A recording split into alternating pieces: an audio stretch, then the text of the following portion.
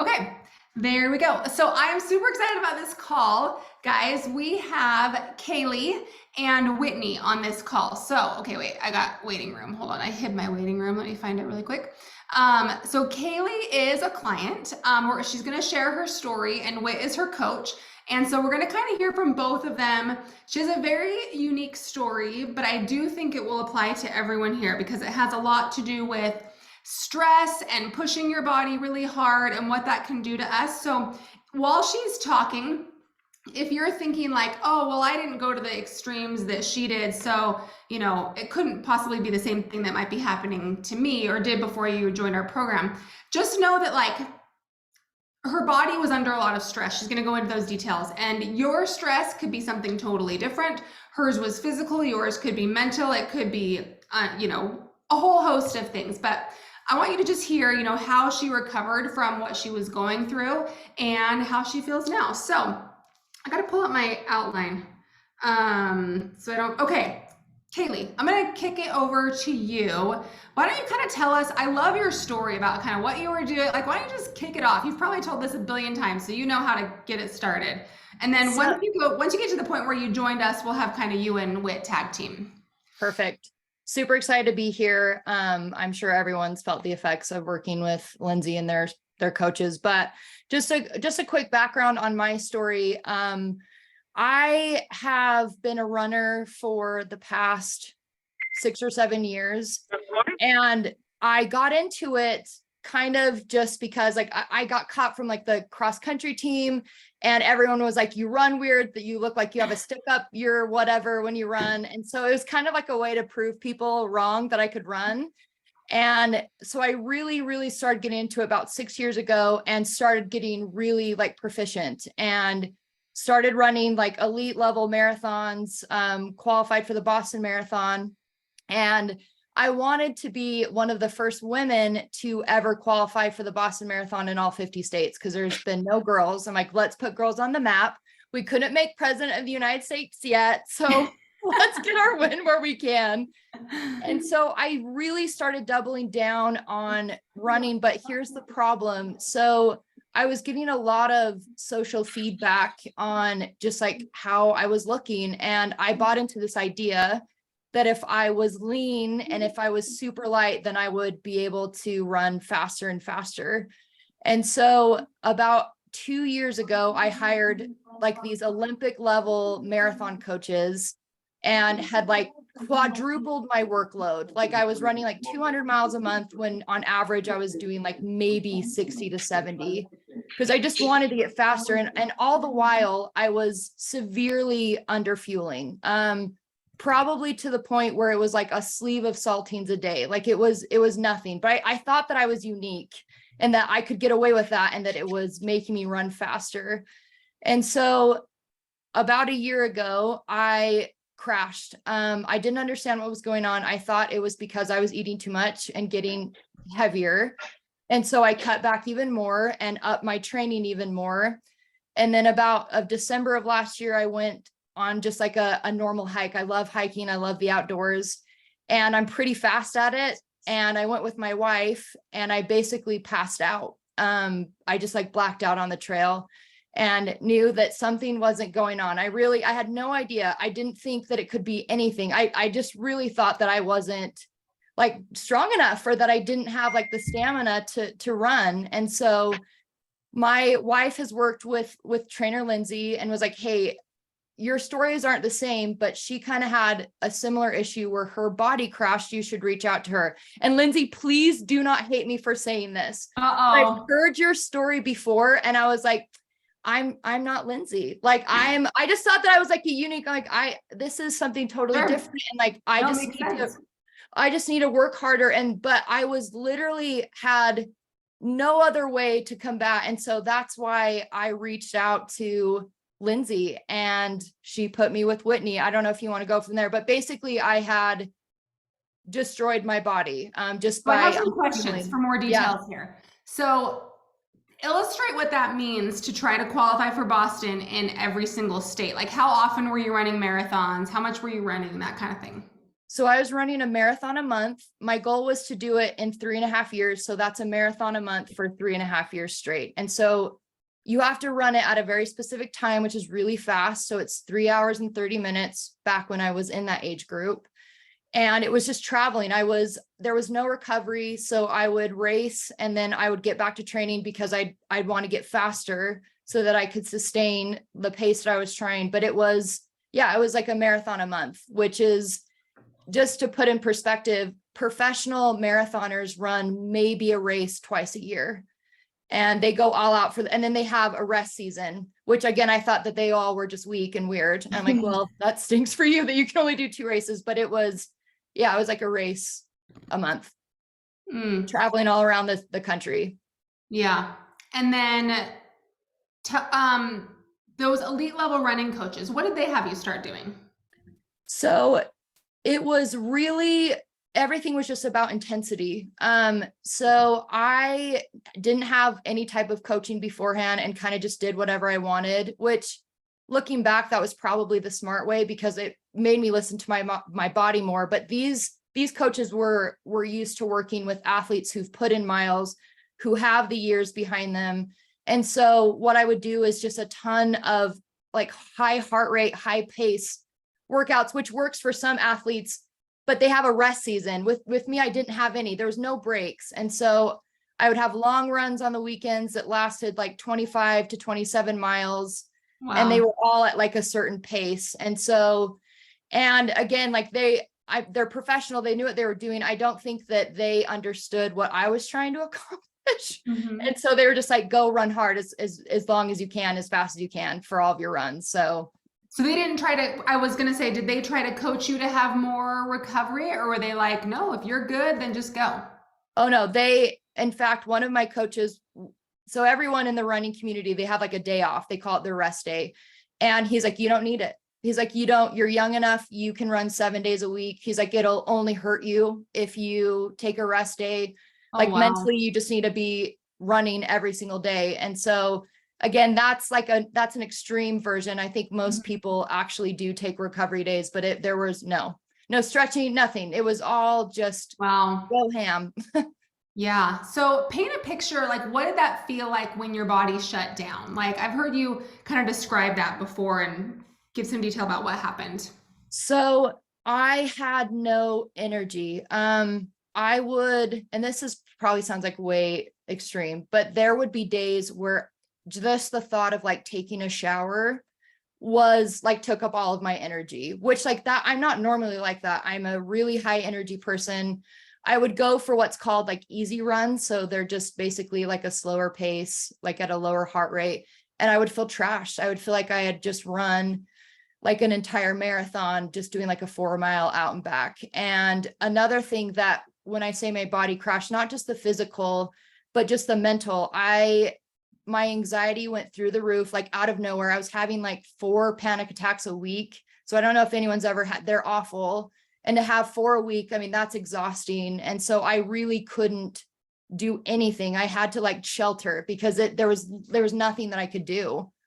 So that's the place you were in when you came to us, right? Yep. I would. Yeah. Rock bottom for sure. Okay. So why don't we have you tell us kind of, so when you were onboarding Calie, like what were you seeing? What were your thoughts? And what were you like, this is what we need to do? If most of you are familiar with the stress questionnaire that we send when you first start with your coach, I send it to all my clients.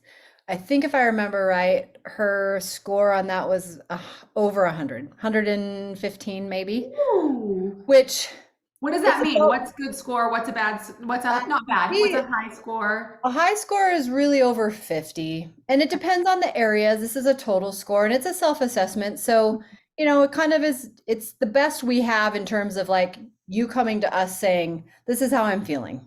Basically, in all these areas: digestion, eyes, ears, nose, weight, the skin. Like there's all kinds of areas where it kind of helps us to see like where are the stressors, where are they feeling good, where are they struggling. So Calie's was pretty high, some of the highest that I've ever seen. And and it was in multiple areas. I don't remember exactly the You details. won that award, Kaylee. There Yeah, you go. there we go. I'll take it, Lindsay. She's so competitive. So, you know, I think the main message, and I don't mean to like jump to it just yet, but the main message that I feel like that everybody can take away from this, is that when Kaylee talked about like, I thought I was special, I thought I was different, I thought like you just need to work harder, you're just not, that everybody can relate to that, right? Like when we have a weight loss goal and it's a struggle and it's hard, we usually think I have to push harder, which often is the case, in terms of a fat loss goal. But in some situations it's not the case, and everybody's so individual, and we have to look at you as an individual and really dive into your environment and to your stressors and what's affecting you. But the one thing that everybody can kind of take away from it is, if nothing changes, right? So if we don't make changes with whatever we're doing, it won't just magically change. And so, taking what Kaylee was doing at that time and really kind of flipping it on its head was the route that I had a pretty good feeling that we needed to go, or pretty good, guesstimate in terms of what we needed to do. So what does that mean? What's that? What does that mean? Like flip it on its head. What'd you guys do? Yeah, like so she's not running. She's still not running, you guys. She wants to run. And she How long will. has it been? How long, just to give a timeline here? I think it's been 9 months. Not that I'm keeping like a calendar date. It's been 9 months. Yeah. Yeah. And we have a goal right around the first of the year to kind of start, well, maybe not the running. She might start picking up running sooner than that, but she might start getting more aggressive around the first of the year, So let me insert something really quick, because a lot of times people freak out when we say you might have to cut back on the cardio. That doesn't mean it's forever. Like you can imagine how Kaylee must have felt. It was her life, right? And we had her completely stop doing it 100%, and it's been 9 months. And she's still not doing it, but she's being so patient, and she will be able to do it again in just with more moderation, recovery. Anyway, go ahead, Whit. Keep going. Well, and her, kind of along that line, like consistently in her feedback every week, she has a different perspective on it now. So I don't see really in any circumstance how she won't approach that same thing in a different way next when she gets back to it. Would you agree, Calie? Oh yeah. Well, and I kind of just jumping into like our working together, Whitney, and just some of the things like the takeaways of like, yes, like we took away running and we took away cardio, but the things that you added were things that I have never done before in my life. So like weight training. Oh, weight training has changed my life. I consistently go 3 days a week and I'm obsessed. I love it. It is. And the thing that I've gleaned from this is that, yes, like you can push hard, but like there are time and places to do that. And like, honestly, you can do so much more by not doing that, which sounds so weird to me, but like I've accomplished more by slowing down. I've reached different goals by slowing down and adding in different things that are not high intensity. Like weight training isn't high. Yeah. Like you lift heavy. What are the reasons you Sorry, need? hold on 1 second. Where is my mute? Sorry. Okay, you can keep going. I'm gonna find it. That's okay. It was a good commentary, but Yeah, like it really was. but the whole idea of not having to go ham all the time, like I never in my life, I feel like I'm old enough to like realize that, but I didn't understand that you can gain so much more ground by not killing yourself. And again, like I've seen the results that I've seen by taking like the step back and taking like the easier route and the moderate route has been mind-blowing to me. Like absolutely, I mean, never in my life, ever. So let's go back to— You're saying the easier route, but is that really easy for you? Well, like has it been? Well, I want to go back before you talk about that. What were your thoughts when you got your plan? Oh, I was pissed. Yeah, I was I mean, I kind of knew that we were going to go that route. I was secretly hoping that's like, hey, why don't you just like run 1 or 2 times a week or like do anything else as cardio? But literally Whitney came in and was like, hey, guess what? You're going to walk like a grandma for 10,000 steps and you're going to weight lift. And it's like, well, I'm not a bodybuilder. I don't want to weight lift. Like, there's no point in doing this. And so, yeah, I was like, okay, sure. I didn't say that to you, Whitney, on the call. When we turned off, I was like, crap. But she was right. Like, oh my gosh. So when did your mindset shift? I mean, I know you trusted her the whole time because you did it, Yeah. but when did it shift to being like, oh, wow, I'm actually starting to see some benefits? How long did that take? That probably took, I would say, until like month 2, where it was a light switch. And this is kind of where I didn't realize I had different issues besides overtraining with my body.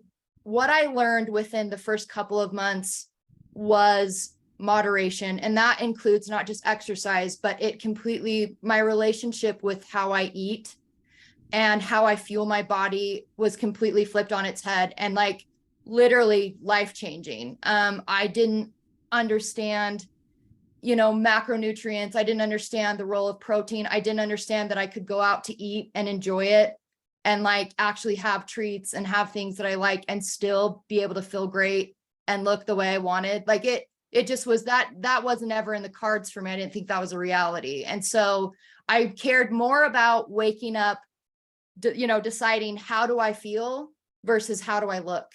And that's when things really started to change. So I'd say that was like month 2. Okay, that's awesome. Talk about your anxiety and how that's improved. Oh my gosh, you guys. So I've had anxiety my whole life. It's just, I think it's a genetic thing. I don't know. I'm like the kid that literally, if we watched like a Dateline special on like AIDS, I thought that I had it as like a 5-year-old. So I've always struggled with it. But when I went into a crash, it like tenfolded. I mean, I don't even know how I was functioning as a human being. My poor family, they're all like, what? Someone like put her away. But I think that the changes that I literally feel like I can just be calm. Like there's no stress with what I'm doing with my workouts. I remember there was a month, and I think this was one of my recent check-ins with Whitney, where I went like an entire week without having any anxiety, which hasn't been a thing for me in like the past year. And so I just feel like my mental health has completely shifted. I mean, I feel like I have enough fuel to like be a happy, bubbly person. I feel like I do things that are more restorative. And so like your sympathetic nervous system's like balancing out. Like it's just been, again, I really have like mastered my anxiety over the past 6 months just by, again, taking a step back and focusing on resting, doing those recovery type of things. So yeah, and food. So talk about, you guys have increased your food for a while. Was that scary? Like what was that like? Well, yeah, I mean, so we started, I don't even know where we started at. We hit some freaking high numbers, Whitney. I think our goal was like 3,000 calories a day. We have not got there. Yeah. Oh, go ahead, Whit. No, I was just gonna say we got really close, and then some other things came up, and we kind of pulled back, and we're kind of working back again. But she could still get there. Yeah, we increased every week, and yeah, it was scary because I think even the number that we started at was like something that I considered high, and I was like, so you're cutting back my cardio, you're taking away the ways that I work out, and you're going to increase food. So I'm like, great, Rosie O'Donnell coming out here. You know what I mean? Like I literally was like, what's going to happen to me?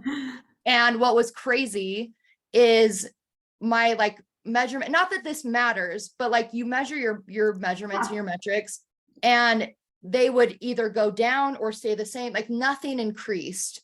And not only did that happen, but like I actually had energy. And I actually had like the capacity to go do different things.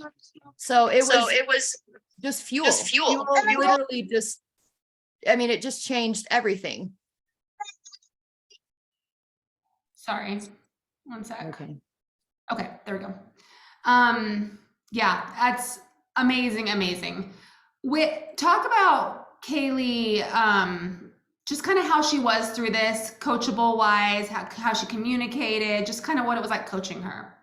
Um, I mean, if she felt like she hated her program at the beginning, I didn't super know about it right off the bat. That came out later, right?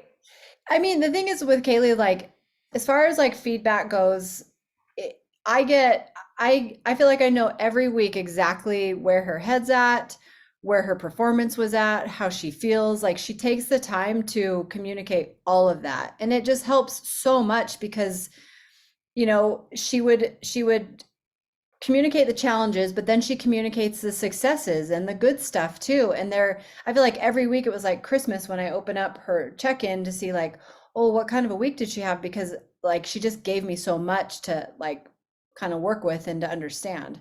So, I mean, that's a huge one. I tell all my clients when we have our initial Zoom calls, like communication is the key, and the clients who do the very best in their programs communicate, even if you feel like it's like lame or not relevant, or it's really easy for us to judge what kind of feedback we have or the thoughts that we have going on in our heads and think like, she doesn't need to know that, or she can't help with that, or she can't do anything about that. But if you question that, put it down anyways, write it down, because all of it matters. And we're not, we are nutrition and fitness coaches. We have a lane. Like we're not here to do the things that your doctors or physicians do. We're not here to do therapist jobs. But we can help in lots of those ways in the lane that we are in, right? And so, I mean, that's the biggest thing, is just, knowing that I was going to get a thorough, extensive, feedback from her every week that helped me know how to coach her better. So.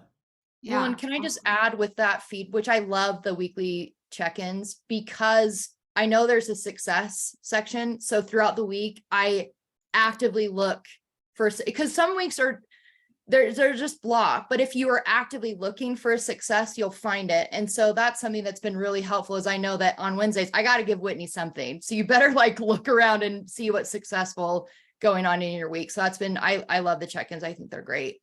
And 100% she did that. A lot of the times, clients will say, well, my metrics didn't change, so it wasn't really a successful week. And that's really not even. That's not what it's asking. That's not what it's asking. Mm-hmm. It's, it's behavioral. It's something that's going on in your personal life. It's, how did, mastering some kind of tool for the week change your approach. Like it's everything. And when you're looking for it, your headspace is in a better place. You're like propagating positivity, and that's how the results come. So for sure. I want to give people a chance if there's any questions. So if you guys have questions, drop them in the chat for Calie. But Calie, why don't you round it up, unless there's anything that I didn't touch on. Calie, you want to just tell us kind of like where you're at now, how you're feeling, if you're excited to go back to running, just kind of maybe what approach you're going to take with that, just anything like that. And if anyone has questions, just drop them in the chat and we can go through those. Yeah, I think that what I've learned in the last 9 months are things that I'm going to be using for ever. I will never stop weightlifting. I will never stop focusing on protein. I think that is one of the biggest is I wasn't getting enough protein. And even if we don't track any of our other macros, I will always make sure that protein is high on my list. And I just saw a question. How did you keep from getting discouraged? Girl, I'll tell you what. I don't know if anyone uses Abby. What is her actually like function in here? Sometimes I do my calls with Abby. That's her name, right? Yeah. Yep. Okay. So Abby. Yeah. Abby's awesome. So I've worked with her. I do like my check-in like once a month with her. And what has really, really helped me, and I know this sounds so freaking cheesy, especially when I get discouraged, and I kind of like went off on Abby because I'm like, you can handle this. You're a mindset coach. But she just said, first of all, your identity is not tied to running. You need to find other things that fill your cup, which has been really, really helpful. And another thing that she had me do is in the morning, literally write down all of my discouraging thoughts, then take them, rip them up and trash them, and end with 10 things that I was looking forward to or grateful for. And I have not missed a day. I've done that I think we talked in January. I've done that every day since, and it's been really, really helpful. I think that you should acknowledge that there are things that are discouraging, and I think when you write them down, you actually get them out of your head and you can trash them, but just keep looking for the things that are wins. I think that's the biggest thing that's been helpful for me when I felt really discouraged, which has happened a lot, huh, Whitney? Well, I think it's important, like, how do you keep from getting discouraged? Like, I don't think any of us keep from getting discouraged. We all do, and I think it's important to just acknowledge it and to be okay with it, because it's something telling us that either we need to change something, or we need to work on our mindset, or it's something that we need to address. It's sort of like a cortisol spike, a stress response. Like, it's all something that helps us understand, like, oh, here's a little flag, pay attention to this, but know that it's okay to be discouraged at times. But that feeling shouldn't keep you from taking action and pressing forward.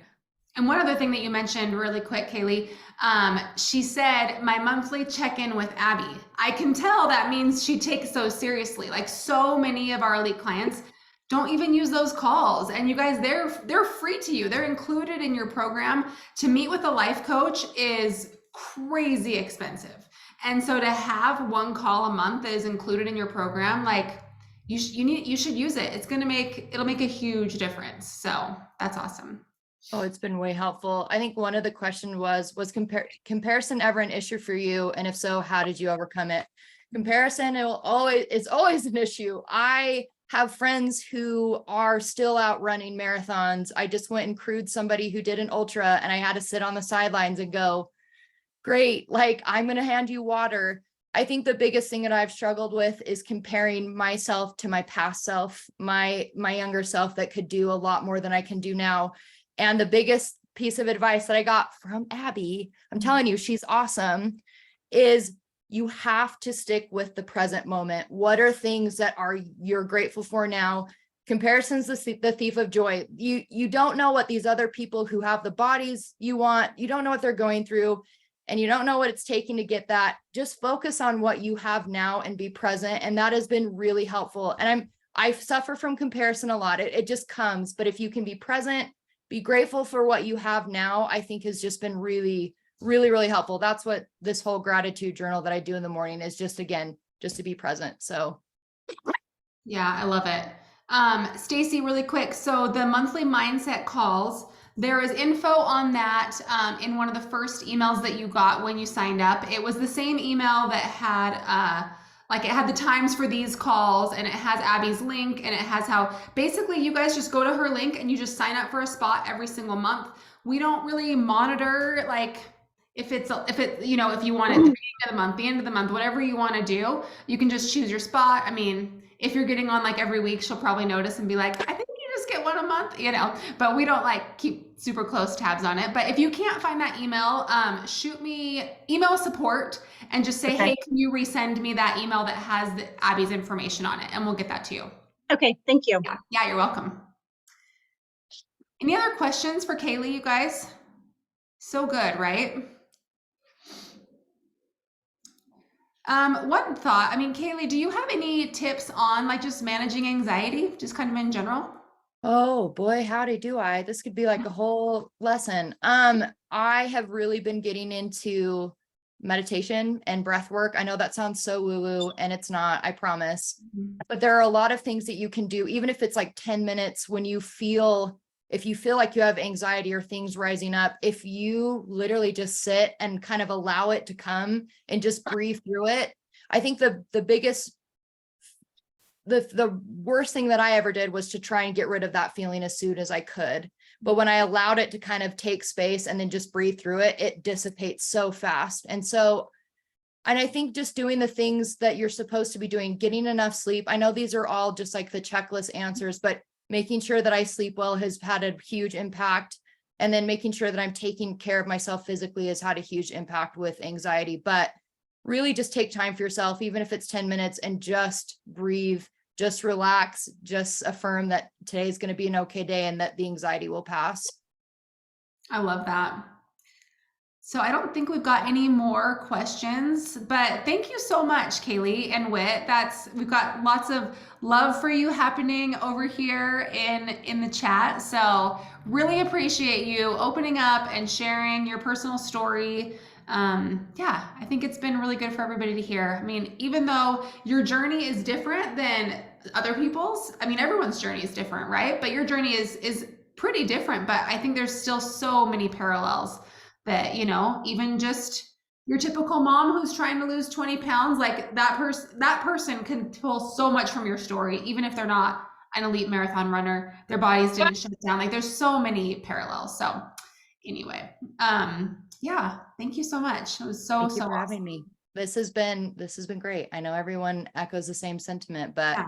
life-changing. We love it. And Keep doing what you're doing. Calie's fun to listen to, right, guys? She has a podcast. Why don't you share that with us? Oh, I do. It's not, Lindsay's actually on it. And Lindsay, that's still to date the most popular episode. So oh, yay! it is. I'm like, go Linz. People need to hear about it. But yeah, Fun. it's just a fun little podcast. Well, I wonder if I can take this for our podcast. The audio might not be good enough. We might have to get the three of us on here and just recreate this sometime, you know, for the podcast. I will make sure to dress more the part. I will wear my Whitney overalls. We should all show up in overalls. But wait, what's your podcast name so they can find it? Oh, it's called The Brave Stride. It's so good. So good. What is that again? The Brave Stride? Yep. Yes. BRAVESTRID. Yeah. Yeah. Check out the interview with Lindsay. It's great. She did awesome as per usual. Well, thanks. All right, guys. Thanks for hopping on. Next month, we've got an awesome call. What I did actually for next month is I gathered the top tips for success from all 7 of our coaches, and I put them together into a little presentation. And so it's going to be amazing. So that's what we're going to be doing next month. Second Tuesday, 6:30 p.m. Eastern. Eastern? No, where do we live? 6:30 Mountain Time is when the call is. So, all right, guys. Thanks for hopping on. Thanks, everybody. I got a question. Yes, Are you go. going to be at the summit next weekend? No, my son gets home next weekend. So, Oh, okay. yeah, I no. was going to meet you if you were going to be there. So, I know. My first one I've missed. So, but I know it's exciting for you to see your Yes. son. So, yes, it is. All right, guys. Thanks for hopping on. Okay. Right, bye. thank you. Bye bye. See ya.